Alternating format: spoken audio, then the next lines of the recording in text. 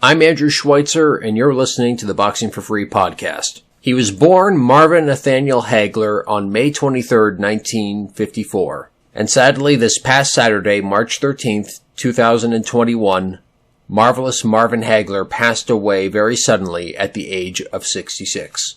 I was working some very odd hours that past weekend, so when I woke up Saturday night, I initially didn't catch the news at first. I had scrolled past a Facebook friend's post and saw that he had a quote from Hagler, and when I saw the hashtag RIP, it didn't register with me right away. It took a few seconds, and I kind of froze, like, no, go back up. What was that? It was unbelievable. I had such a hard time believing that this fighter, who in the ring was so powerful, so dominant, and utterly fearless, was now gone forever. When I got into boxing in 2004, I was in a hurry to learn anything and everything about the sport. And I don't know why this happened, but when I read about or heard a certain boxer's name, it would give me this sense of fear. Names like Mike Tyson, Terry Norris, or Julio Cesar Chavez, whatever, I don't know what it was, but if I heard or saw those names, it just gave me this awesome sense of fear. It's like, I don't know why anybody would want to fight them. Well, Marvelous Marvin Hagler was also one of those names. In fact, when I first watched the HBO Legendary Nights episode about his fight with Thomas Hearns, it opens with his title fight against Vito Antuofermo. And when I heard Chuck Hull announce 15 rounds of boxing for the undisputed middleweight championship of the world, when I first watched that and heard that clip, I got this weird chill throughout my body, because the idea of going 15 rounds with someone as ferocious and intimidating as Hagler, it was too terrifying to think about. Which is why I probably never had any chance as a professional fighter, but that's a whole nother topic. One of the things I remember most about Marvin was his willingness to fight anyone, not because he was some brute who liked to punch people in the face, but rather he wanted to show people that he was the best in the world. In 1981, when Sugar Ray Leonard and Thomas Hearns were preparing for their first fight, Hagler was asked who he thought would win, and he simply replied, "Well, one of them will be the loser, and the other one is doomed, because the winner gets me," unquote. In his view, he thought that as the big middleweight out there, the only people, or the only person that people would want to see him fight was the winner of this super fight between Ray Leonard and Thomas Hearns. He thought that people would point to them, whoever won, it would end up being Leonard, and they would say, "Oh, well, now you've got to fight Marvin Hagler. Aren't you going to fight Marvin Hagler? That'd be a great fight. Aren't you going to fight Hagler?" It's funny, but that sort of mentality doesn't exist almost 40 years later. If a fighter wins a title at welterweight, nobody's going to be saying, "Well, aren't you going to move up and fight the middleweight champion?" I mean, even 20 years ago, it was barely like that.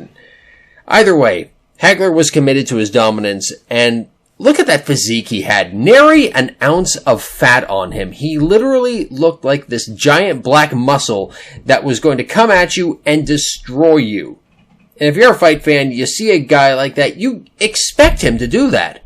How disappointing would the fight with Thomas Hearns have been if Marvin had done exactly what he did in the promotion? Wear the baseball cap that says war, talk about destroying destruction, and then when the bell rings, he goes out and he outboxes Hearns to a 12-round decision that's more of a chess game than anything else. And sometimes those kinds of fights, they are entertaining to watch, but sometimes some people say, they're going to come out and it's going to be like Hagler versus Hearns, and it's anything but. One example that stands out to me is when Devin Alexander and Timothy Bradley fought. They had that face-off with Max Kellerman together, and both of them said it was going to be like Hagler Hearns, and it was just, it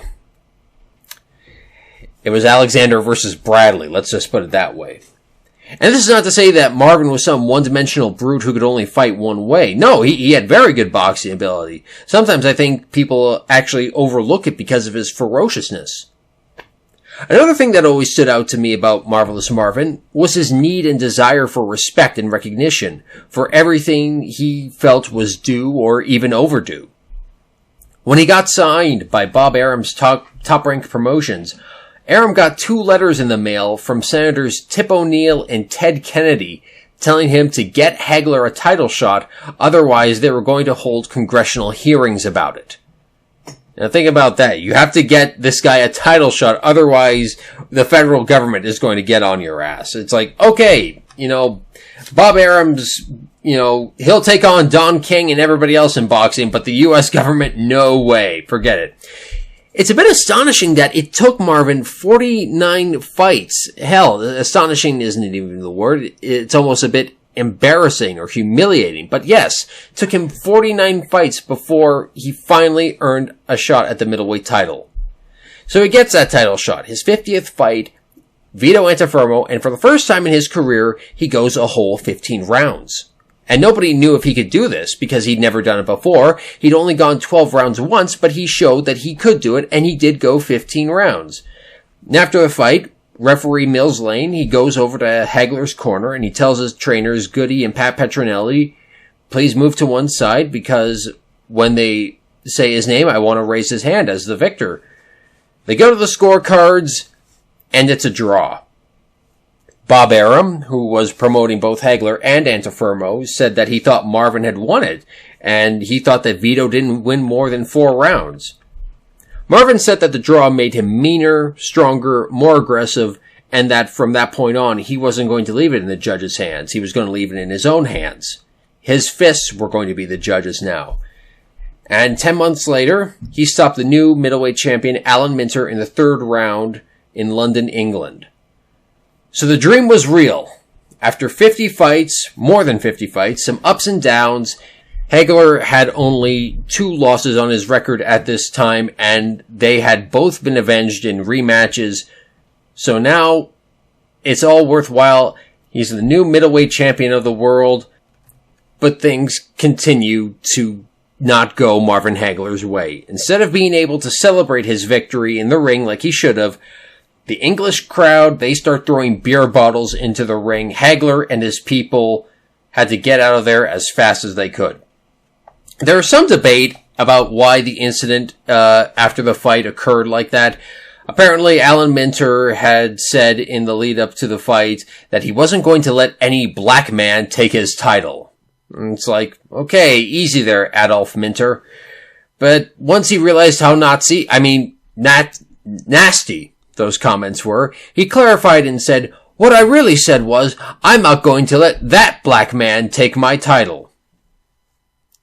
I don't know how that's any better, but either way. Regardless, Hagler came, he saw, he conquered, and now he was the champion.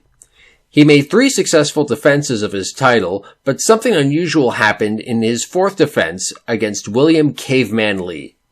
The fight aired on ABC's Wild World of Sports, and Hagler's team was irked by ABC refusing to refer to the champion as Marvelous Marvin Hagler.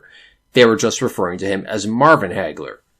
Hagler and his people wanted to get the general public familiar with the name Marvelous Marvin, but for whatever reason, ABC wasn't cool with that.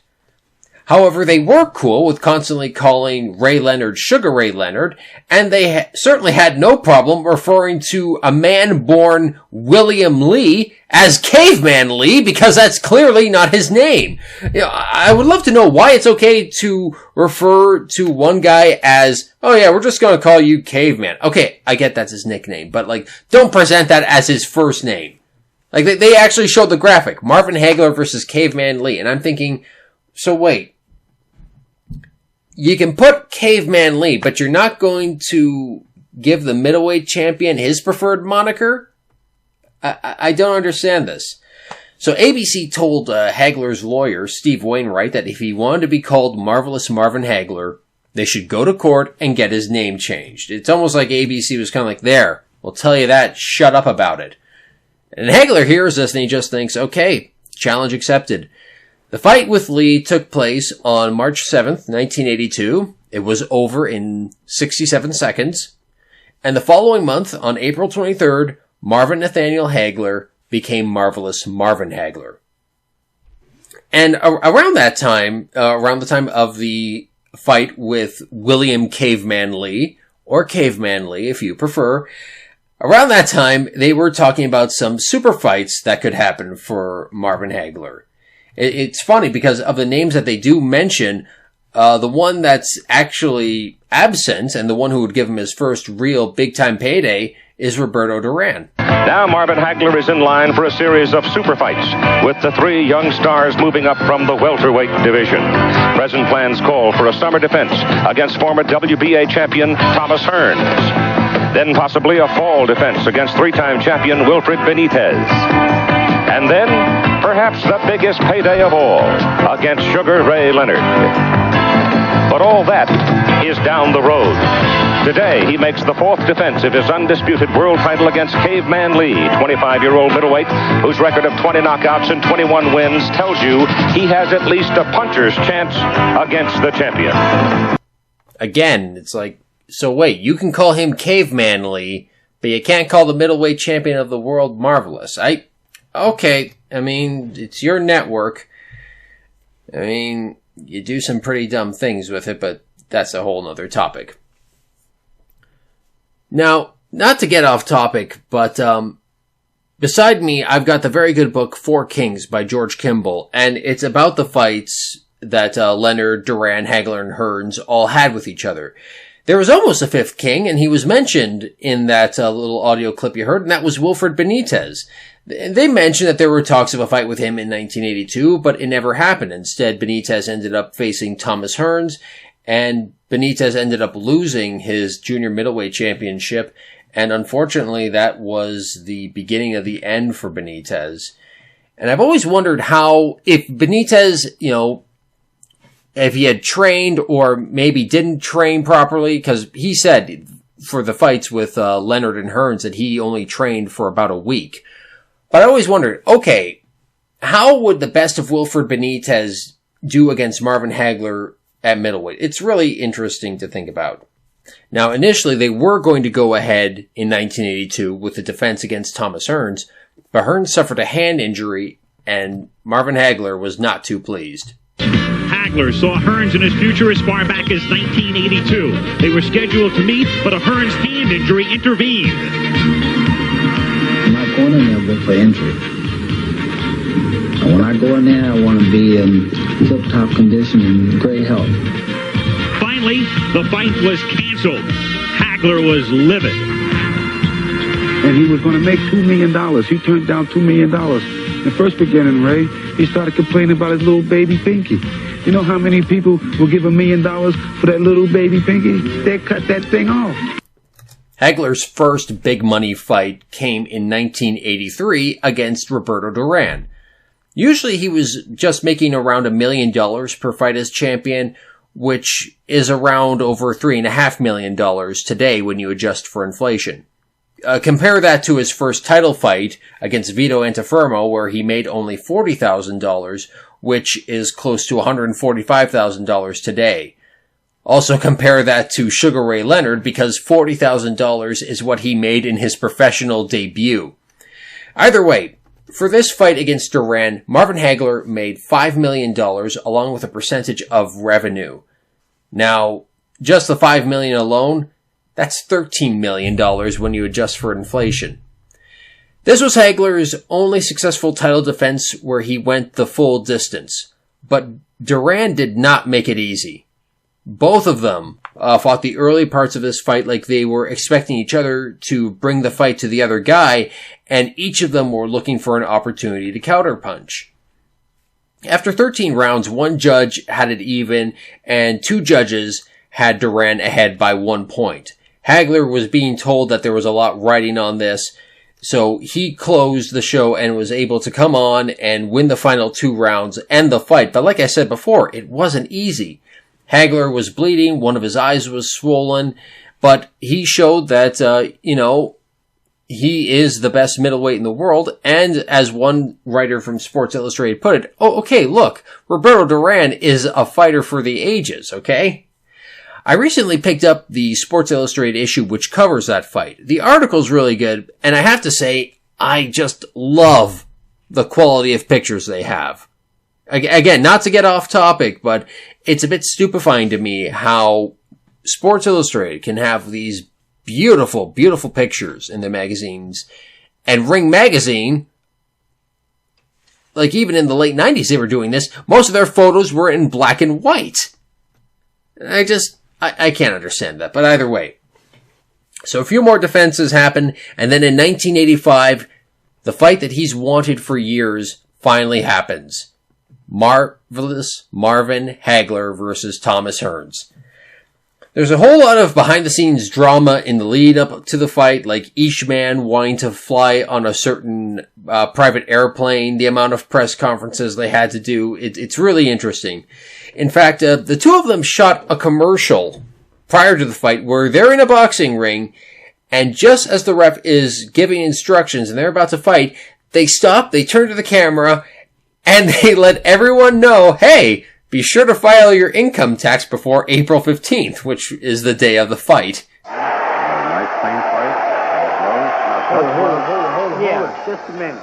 As you can see, Hearns and I are going to be very busy on April 15th. That's why we always filed our income tax return. If you file now, you're less likely to overlook deductions. Or make last-minute mistakes. And if you got a refund coming, you're going to get it faster. So file now. And on April 15th, everyone can just sit back and relax.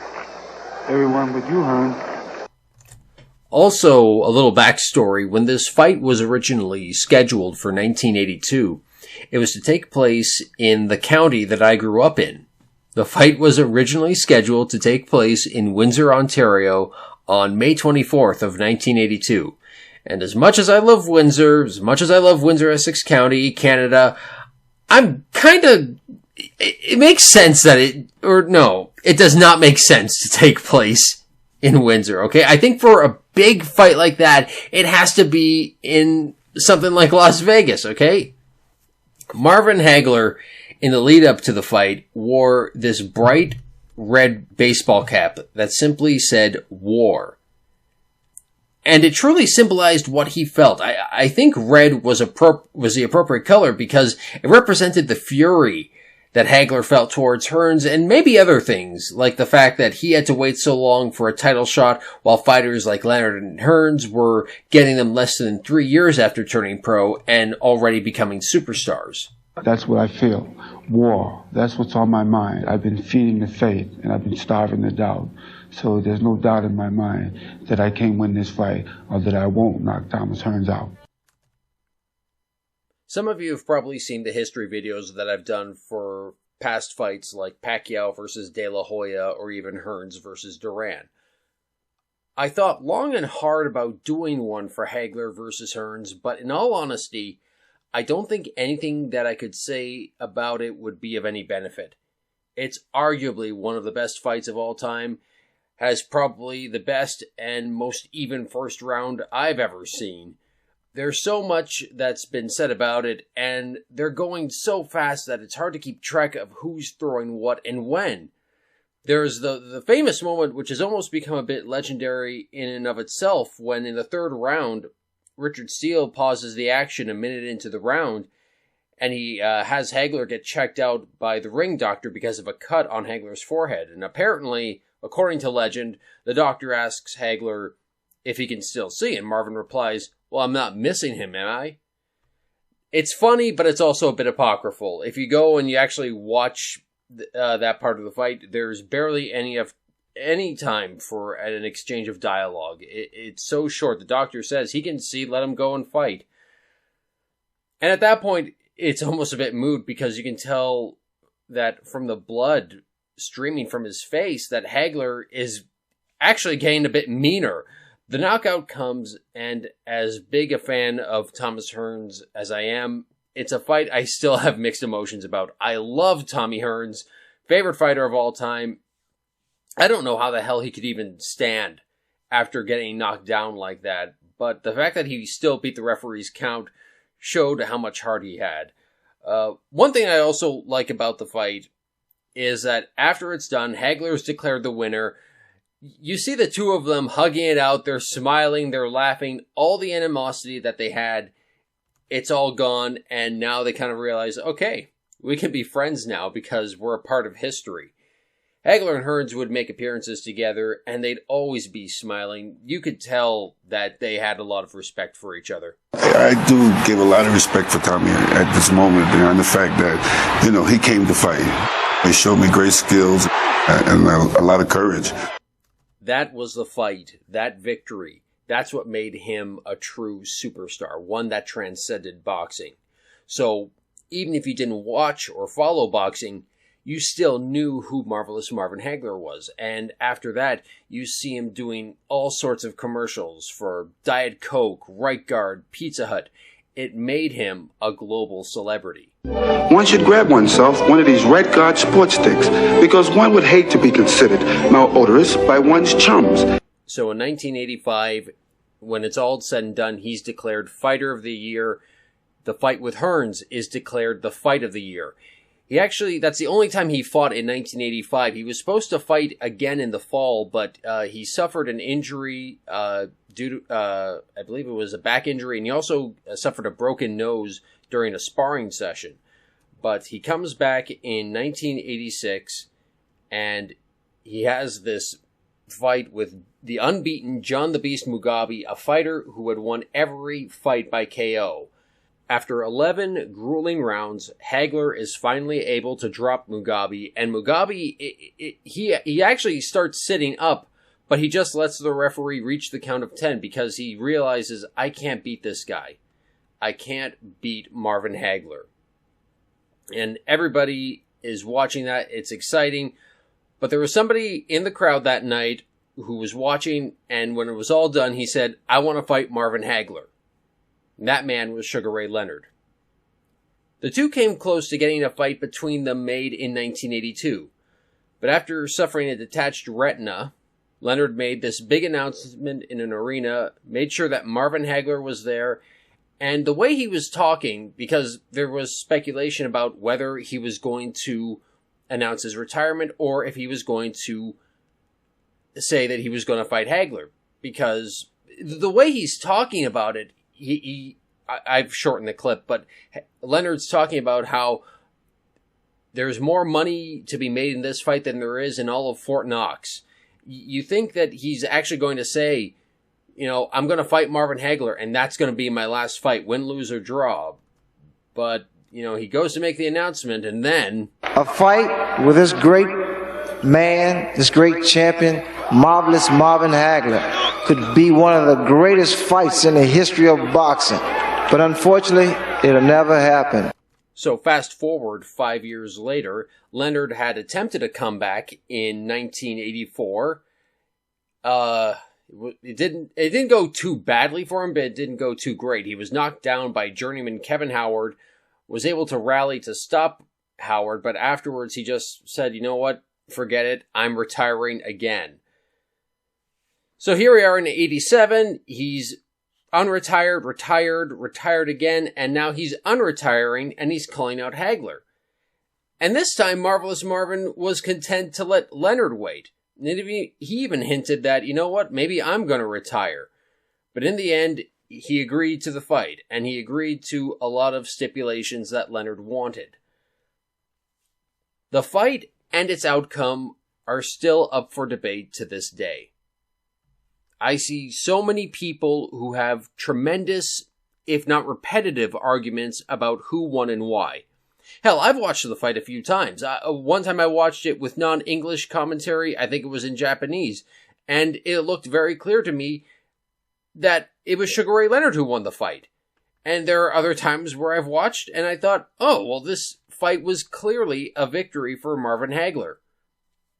There are so many people who thought Hagler won it. I'm not just talking about fight fans. I'm talking about journalists who watched the fight.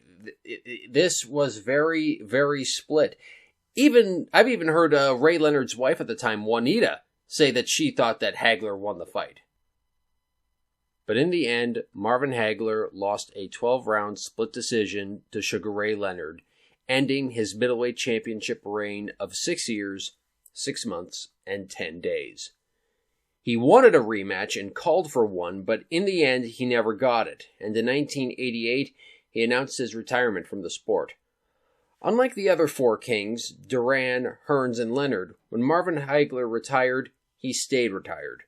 There was never any comeback to try to recapture lost glory, and thankfully for Marvin, no embarrassing, humbling mismatches against up-and-comers whom he would have disposed of with ease in his prime. When he said he was done, he was done. And the thing is, he could have gotten some very big paydays without the help of Sugar Ray Leonard after that fight. After the fight, Leonard retired, and the WBC Middleweight Championship was vacated, and eventually won by Thomas Hearns. Hagler could have announced that he wanted a rematch with Hearns, and that would have sold out. That would have made money no matter where you said it. Even if you had it take place in Windsor, Ontario, of all places, the fight would have sold out. It would have been watched by everybody around the world. Or, he could have tried to make a match with the man who would eventually take that title off of Hearns, and that's Iran Barkley. And a fight between Iran Barkley and Marvin Hagler, that would have been pretty cool for however long it would have lasted. But he didn't do any of that. His final record stands at 62 wins, 3 losses, 2 draws, with 52 KOs. And by way of rematch, and with the exception of Sugar Ray Leonard, he beat every opponent he ever faced. And funny enough, just a month after Hagler announced his retirement, Sugar Ray Leonard announced that he was going to be making another comeback against Donnie Lalonde. My own thoughts on Marvin's strategy in that fight was that he didn't fight in his usual style at first. Early in the fight, he comes out in a orthodox stance instead of his usual southpaw style, something he did against John Mugabe. And I think that was to show Leonard that not only was he going to beat him, but that he wasn't even going to do it in his natural stance. He was going to show that I'm so superior to you skill-wise that I can fight you as a right-handed fighter, and I'll beat you. I think he wanted to do that, but also make it an hour of torture for Ray Leonard. I think he wanted to make it a humiliating experience for him, and that's why he didn't come out and fight him like he did against Hearns. But then again, maybe he couldn't. Some people said that after the Mugabe fight that Hagler wasn't the same fighter he used to be. Heck, Sports Illustrated actually noted this and picked Leonard to win the fight.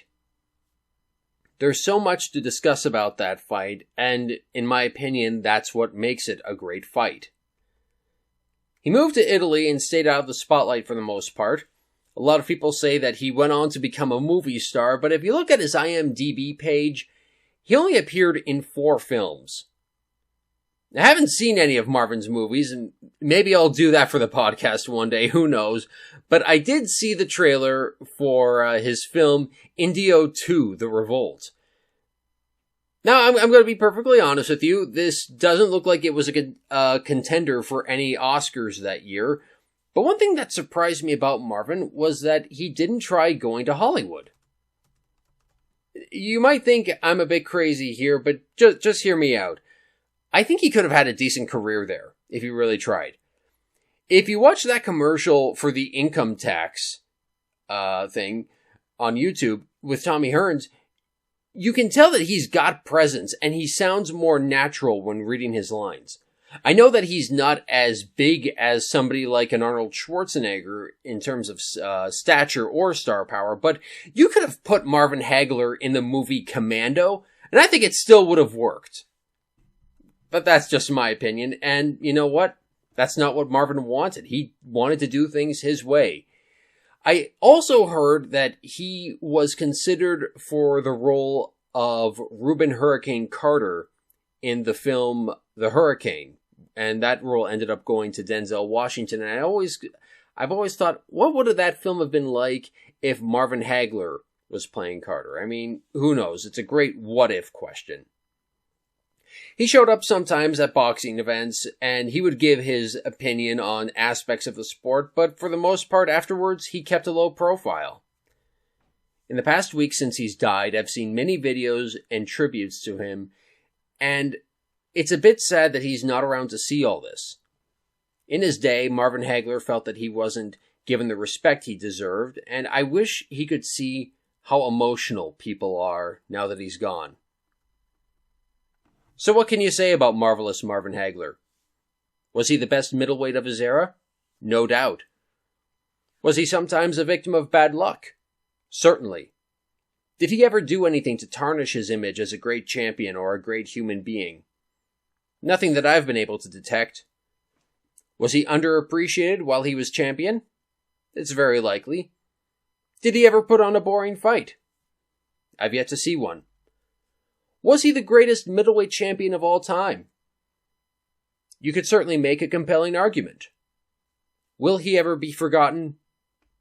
No.